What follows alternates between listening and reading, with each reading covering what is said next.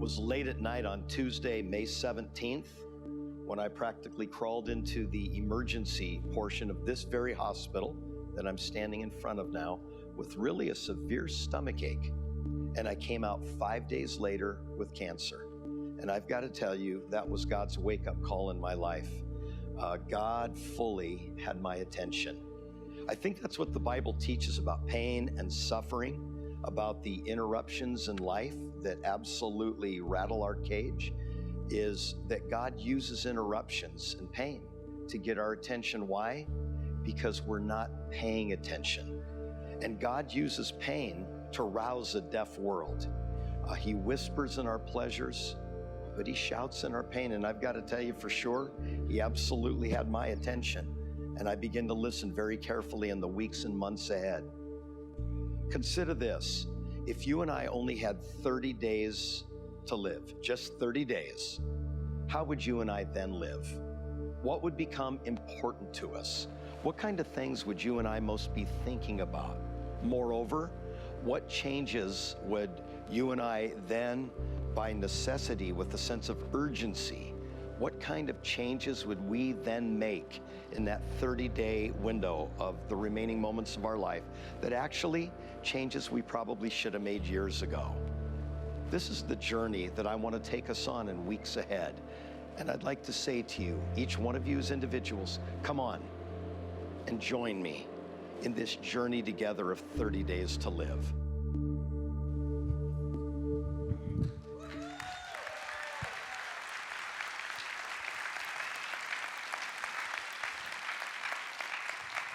Well, good morning, you wonderful people.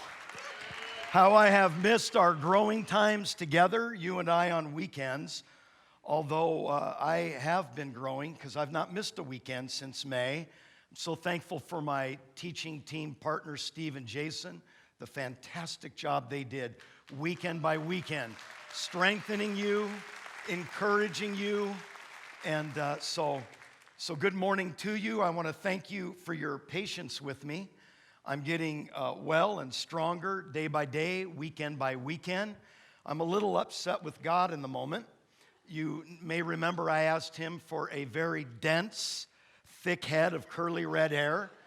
That's evidently not going to happen, but I'll get over my little hurt feelings.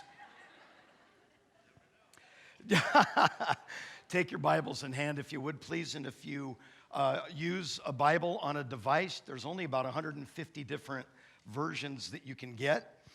We also have hard copy Bibles in the back of the room in Spanish and in English. Take your notes in hand also, if you would. These are going to be very helpful to you as we go along. You can also access digital notes. Just go on YouVersion and hit the search bar for Calvary Temple Church, and the notes for this weekend's teaching will pop up. I also want to give a very warm welcome to our live stream audience. Sit back, have a cup of coffee, and be encouraged. Well, this weekend we begin a brand new series that I think has the potential to profoundly change our lives, yours and mine, and we are calling it 30 Days to Live. We're going to take 6 weekends together, so we'll wrap it up in November, to consider how our lives would be different if we recognize this truth, that our time on this earth is very, very brief. Our time on this earth is very brief. Now, this first weekend of the 6, we're going to talk specifically about living in the moment. Okay, so just kind of focus on that. I do want to give a big shout out as a teaching team to our friend Pastor Gregg Rochelle and their team at Life Church for better helping us understand these insights. Now, some of you are sitting in tiptoe anticipation, wondering exactly when your pastor is going to die. I have an answer for you this morning. If you get on the internet, you get online, and Google death clock, you also can know the day that you're going to die. Just fill in all the vital information they're asking. So in case you're wondering, I am scheduled to die on December 29th in the year 2051. And I'm excited for 2 reasons. Number one, I'm going to be a geezer. I'm going to be 91. That's good stuff. But secondly, did you notice the date? December 29. Christmas is December 25. I'll get one more Christmas on this earth. That makes my heart happy. I'm a little bit of a Christmas holic. Now, if you did the math, based upon my current age now, which whatever that is none of your business, I have exactly 12,843 days left to live on this earth. Now, I could live longer. I could live shorter. I could die in a plane crash. I could die in our parking lot this weekend. You people get crazy out there. I could die of cancer. Yes, been there, done that. I could die of a heart attack. Whatever. Life is brief and life is fragile. And we're going to talk about living in the moment. Now, when the Bible speaks about the brevity of life, it uses some metaphors. And it says life is like poof, a mist. Or life is like poof, a vapor. Life is like a whisper. Life is like an echo. And then suddenly, boom, we die and we are gone from this planet and this life forever into the next life. And we're going to talk about that also. I want you to think courageously with me, beginning this series this weekend. If you and I only had 30 days to live, what would we do differently? Let me ask an even harder question. Why aren't we making those changes now anyway? What kind of a tipping point do we have to either tip us over or kick us in the seat of the pants to make us do what we ought to be doing anyhow so that we can move into the best version of whom God created us to be? Does that make sense? 30 days to live. I mean, if we had 30 days to live, what kinds of things would we be saying yes to? What kinds of things would we be saying no to? Not bad things, just not the best things, because none of us can do everything. Now, I'm hoping that our Bible study series together will help you and I to clarify, help you and I to simplify, help you and I to prioritize, give us the courage to make the hard changes. Why? So that you and I don't come to the end of our days with the sort of evil twins of regret and guilt. I can't tell you how many people I have personally buried, how many family members I have watched at the burial of a family member when there's this dark cloud over the family of these twins of regret and guilt and regret. And it doesn't have to be that way.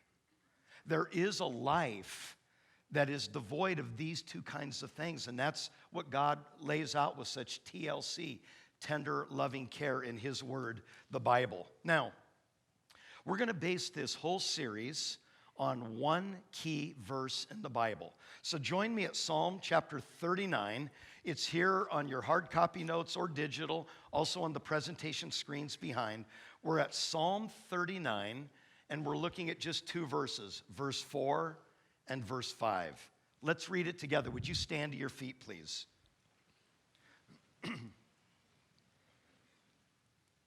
This is the New Living Translation, and everybody together in a big loud voice, go. Lord, remind me how brief my time on earth will be. Remind me that my days are numbered, how fleeting my life is. My entire lifetime is just a moment to you. At best, each of us is but a breath. You done good. Please be seated. Now, let me give you a visual of the brevity of this life. I have a helper named Kat. Would you give it up for her as she comes out and assists me in this? Good morning. Good morning. Now, what Kat is holding in her hands, go ahead and raise it up. This is our life, yours and mine. This whole rope. Okay, Kat? See ya. Kat's now taking the end of our days into eternity, which the Bible says are without begin and without end. So here is our life, this rope, yours and mine, from here all the way into an eternal, never-ending experience. But our life on this earth is just this little red piece. That's how brief. When we see it in proportion this life is extremely brief. And we don't mean to be this way, but I do it, and I bet you do it too. We tend to live like this life is all there is. But truth is, this life is very short, and the next life is very, very long. And I know that our culture is clawing at us constantly saying, this life, live this life, live this life, because this life is all there is. But this life is not all there is. God would say to us from His Word, in love, He would say, not just this life, next life, next life, next life. Live for that life also. Whenever you think about the brief nature of your life, think about the endless reach of your days in this life and in the next life, but remember how brief this life really is. Now, I want to encourage you with this insight, and it'll take you a moment to mentally catch up with it, but it's profound once you get a grip on it. Please don't believe everything that you think.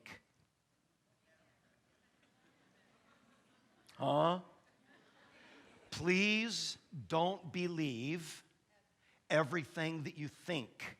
Also, don't believe everything that you're told. Sometimes our thinking is faulty.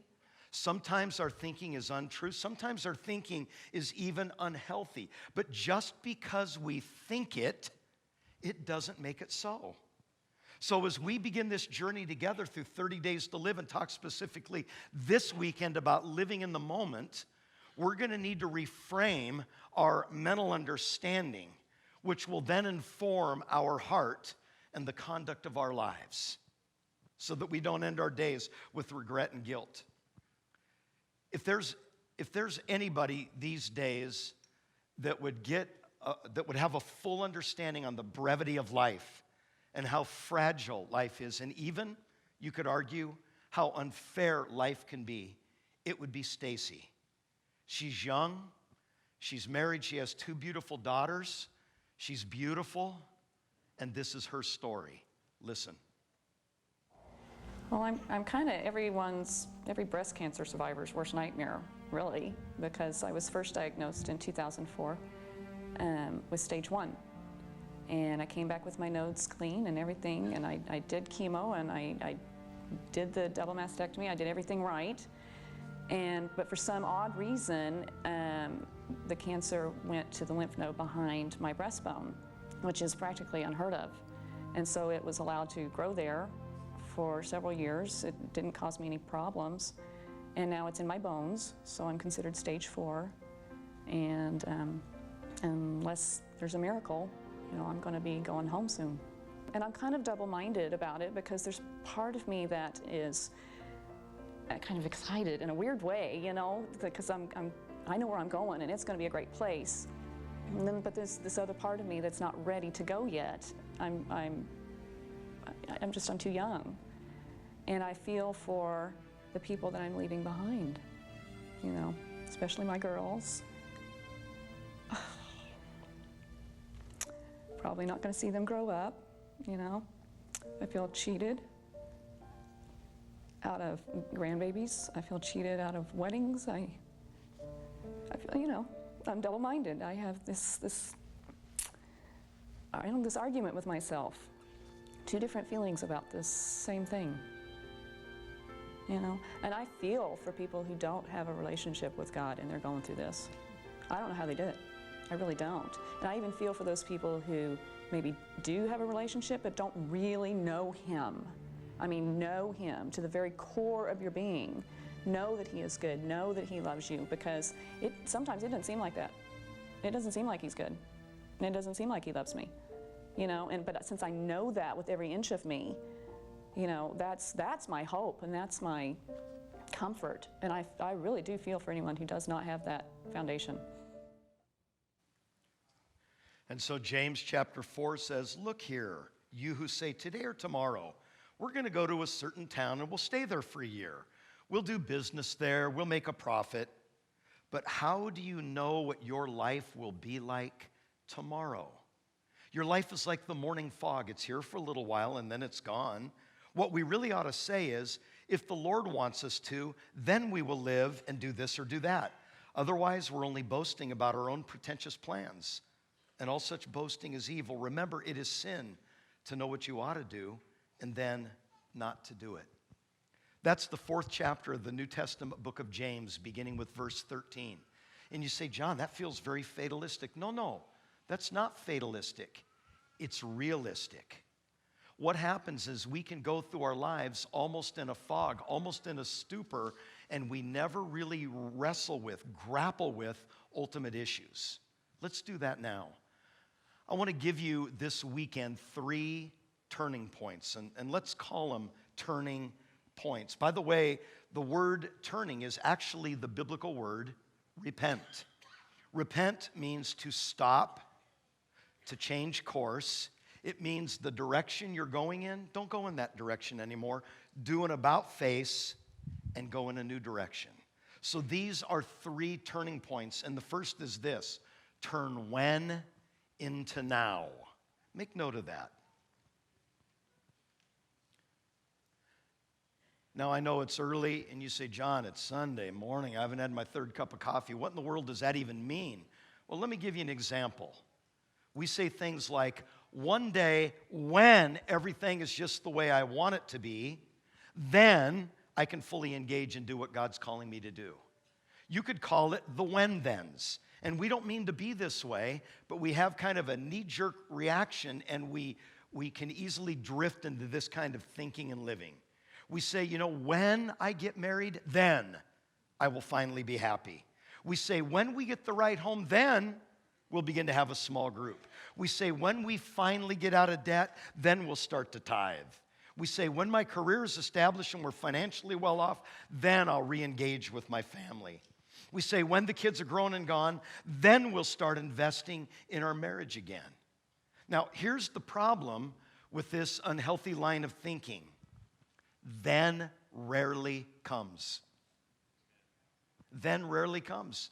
I've found it to be so in my own life. I mean, I don't know what your own when then is, but we're going to ask God during this journey together in 30 Days to Live to turn our hypothetical thens into right now. This series will only be transformational if we're courageous and we make the right decisions to position our lives for the blessing of God. You say, John, why do I need to do this? Because what we've just established, that life is very, very brief, and we don't have forever to get it right. I say to all of us this weekend, with all the love that I can muster, I ask this question: what are you waiting for?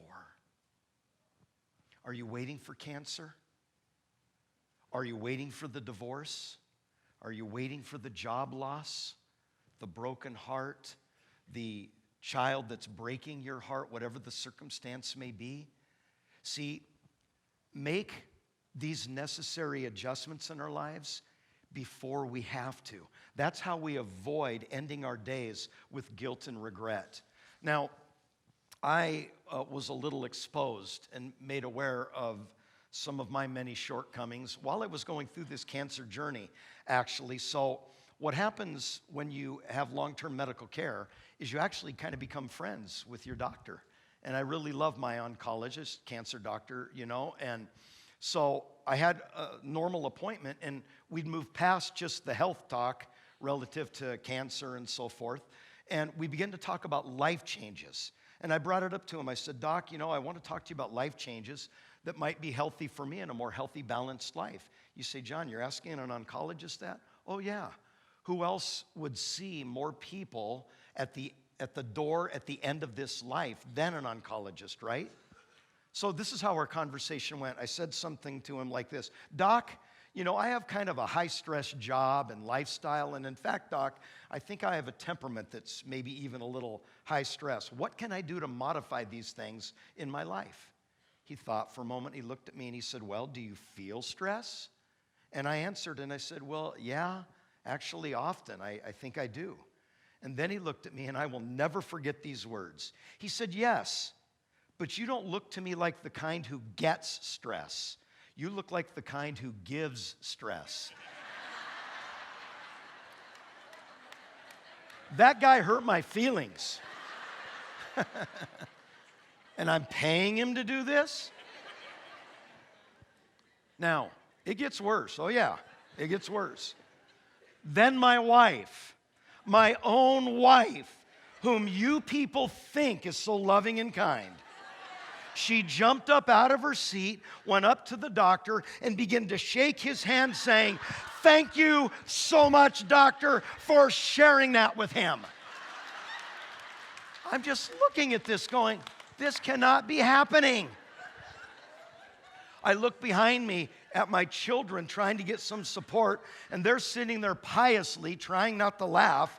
And then I kind of lost it. I pointed at him accusingly, and I said, "You people planned this. My own family and my own doctor. Hey, I've got cancer, you know. I'm calling the ACLU. I'm calling 911.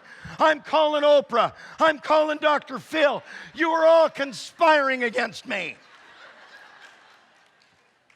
Just a day in my life. And you wonder why my hair's turning gray? So I'm grappling with probably being a temperament that gives more stress than I get, right? How can I bring that into balance, life-giving balance? Because you know, at the end of the day, what stress and worry are? This is worth the price of your trip to church today. Worry and stress are assuming a responsibility that are not our own. We turn ourselves old by trying to control things which God never intended for us to control. And I'm only in my 50s now, and I'm only learning this now. We're so focused on the next thing that we're actually missing life in the moment. This moment. The next project, the next goal, the next deadline. We plunge ahead at warp speed, and we're forgetting to live life right now. And so living in the moment implies being all there. Is there any there? So Carrie and I are privileged to have 4 kids, and our oldest daughter was very precocious and very talkative, and she must have been 5 years old, 6, whatever. And she crawled up in my lap one day, easygoing Saturday morning, sports page, cup of coffee, whatever. She crawls up into my lap, and she starts to prattle away. And man, is that girl a talker. She's a purpose-driven talker. And she's prattling away endlessly about little girl stuff. And I was engaged for the first 5 to 6 minutes. And then the fog began to set in. And I was wanting to look at the sports page and see what happened with my teams. And she just continues to talk, seemingly oblivious, until all of a sudden I feel these 2 brown, pudgy little hands grab my cheeks and turn me away from the sports page right over to her face, looking in her big green eyes. And she said, "Daddy, listen to me with your eyes." I think God is doing very much a similar thing. I think if we were paying attention, because sometimes we're spiritually ADD. We're not paying attention. We're just all revved up and frantic and giving everybody else stress around us. And God is trying to pull us over and say, "Look into my eyes and let me infuse you with my life. Peace I give, not as the world gives, but my peace I give to you if you'll only pause and imbibe deeply of who I long to be in your life." Does that make sense? The second turning point is this: turn our good intentions into actions. I think you and I are probably like most human beings, that we have many, many good intentions that have never actually become things that we are doing in our lives yet. It's been my experience as a shepherd of souls that every time I sit down and talk with a person that's in a pretty broken place, now hear me, in their life, they didn't arrive there cluelessly saying, "I have no idea how I got here." That's almost never what they say. They almost always say, "John, I should have and could have changed this years ago. And I just didn't, basically because I did not want to." and now here I am. It's not that we don't know what to do, it's that we're not willing to do it. I mean, if we're going to be honest with each other, isn't there a lot of truth in that? James, again, his words from verse 17, remember that it's actually sin to know what we ought to do and then not to do it.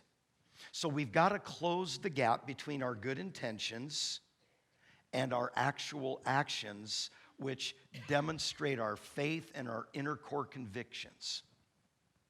If you've been in London, England, they have really a world-class public transportation system. It's called the Tube. And it's very similar to BART, only it's more extensive. And an interesting thing, because when you're getting off the train onto the platform or leaving the platform, getting on the train, there's a pretty sizable gap there, 8, 10, 12 inches, whatever it is. And every time you're entering or exiting a train on the Tube in London, England, Piccadilly, or wherever you may be, you will hear a British voice over the PA system saying just 3 words, mind the gap. Mind the gap. Now, that's not normal American English. What they're saying is, watch your step. When you're stepping over, make sure you step over the gap, or you're going to fall down in the hole. You're going to break your leg off. Okay, mind the gap. We need to mind the gap between our good intentions and the actual conduct of our lives. We're asking God to help us close this gap and make us people that aren't tolerating personal, hidden, secret incongruities and disconnects. And we all have them in our lives. Things that we are tolerating, gaps between what we say we believe and how we actually long to live, that we tolerate, until one day those gaps become no longer avoidable. The gap between what we say we believe and how we actually live. The Bible puts it this way in Proverbs 3. Do not withhold good from those who deserve it when it's in your power to help them. Let's not let any good go undone. Do it today. Close the gap. Turn our good intentions into actions. The third turning point as we wrap this morning. Turn our whole heart to Jesus. Now, some of you are a little insulted by the simplicity of that statement. You're just saying, duh. Hey, most of this stuff is very simple, but it's not easy. Does that make sense? What most of us are inclined to do, not all, but most of us, we want to turn over just a portion of our lives to Jesus. And the part that we surrender is the easy part, the part that would not be uncomfortable to relinquish. Those parts we stubbornly hold on to. Remember what the teacher said? He said, in your following of me, he goes, I always want you to be passionately white hot in your heart for me and for the things of my kingdom, because if you're lukewarm, I won't even know you. I won't even know you if you're lukewarm. One day in Mark 12, Jesus was talking to somebody that was exploring their spiritual journey and this life and the next life and eternity. And Jesus said to them, you are not far from the kingdom of God. That's a telling statement. Jesus was essentially saying, you're close, but you're not really there yet. You're still a ways away. And what I suspect is some of the good stuff in our life has got to go so that only the best stuff remains. I mean, any bonehead could easily discern between good stuff and bad stuff. That's a no-brainer. But between good stuff and the best stuff, those are the hard and deciding points of our lives. And we can't do it all. So what we have to do is we have to distill. We have to simplify. We have to downsize. We have to clarify so that we can set some of these good things aside, or for another time, or for another individual, so that we focus on only the best. Stacy began her story, and it is really a gripper. But I want you to hear the rest of her story, because she understands this stuff like no other. Watch. I feel like I want to be more present in the moment because I don't have very many moments left. And so I try to enjoy every moment. And even in the mundane things, that's the harder thing to do, but even in the mundane things, I try to just enjoy it, even if that means, talking to God or singing to Him, But I try not to take anything for granted because we're not guaranteed anything, And I know I don't have many moments left, so I want to enjoy every bit of it. You've got to really have a relationship with Him, not just religion, but a relationship with Him, because there will be something that's going to come along that's going to knock you off your feet, and you're going to need Him. And so I am just a totally different person than I was 7 years ago. But I also think I'm a lot different person than I was in May, because I am starting to number my days aright and gain a heart of wisdom, It's what's important. Things aren't important. Going places, that's not important. Family, friends, relationships, that's what's important. It really is. It's the only thing that you can really, I guess, in a way, take with you in your heart, Don't expect tomorrow to come. It may not be there. You can't wait until you're sick to start living, because to be honest with you, a lot of the time you don't feel good enough to do what you want to do, You need to start living now. Now. There's no wait until the doctor tells you. You need to fix the relationship now. You need to live in the moment now. You need to enjoy yourself and the people that you're with now. Don't wait.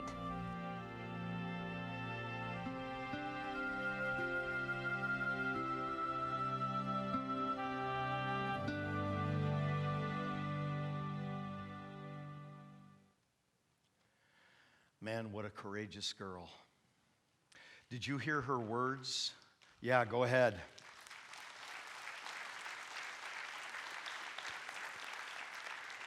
We can't wait until we're sick to start living. What have we talked about this weekend? We said that the first piece of living, only 30 days to live, is living in the moment, in which these three turning points, turning when into now, good intentions into actions, and our whole heart toward Jesus, are foundational assumptions to get us on the right track going forward. Okay? Hide this stuff in your heart and think about it this week. There is, at the end of your notes, a portion called Make It Personal. Can I encourage you to wrestle with that in your time with God this week, or whether you're in a small group, if you're married, maybe with your spouse, if you have a cherished friend that's kind of a kindred spirit, maybe with them. Work through some of these Q&A in making it personal, and really, let's all of us make it personal until we meet again next weekend. I said that there's a foundational verse for this series in Psalm 39. Let's stand right now, would you please? And let's read it together one more time as we wrap. Before we read this, I want to tell you again how much I love you, sweet, wonderful, good people. And I'm so humbled and excited to be back with you again on weekends and teaching and growing and sharing and being on this journey together. I love you guys with all my heart. Let's read this passage together. You ready? Go. Lord, remind me how brief my time on earth will be. Remind me that my days are numbered, how fleeting my life is. My entire lifetime is just a moment to you. At best, each of us is but a breath. And everyone said, would you bow your heads in prayer?